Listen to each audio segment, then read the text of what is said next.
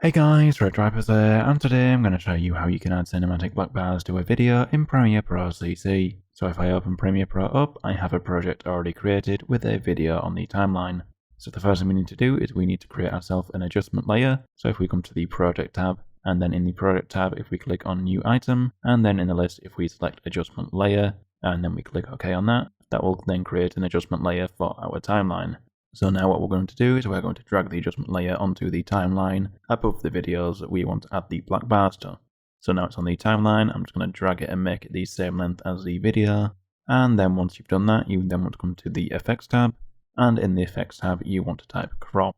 Then you want to drag the crop effect onto the adjustment layer. And then with the adjustment layer selected, you can then come into the Effects controls. And then you can add a crop to the top and the bottom values to add bars. So I'm going to go for about 11%, like so, and there we go, we now have black bars on the video. Now the reason why we've used an adjustment layer is so that if you have multiple different clips, the adjustment layer can be placed above all of them and can span all of them, so you don't have to then go through and crop each video in the sequence. So as long as your adjustment layer is on top of all the other video tracks, then it will be put over the top of it and will add black bars to the video. So if I play it, as you can see, the black bars have been added to the video.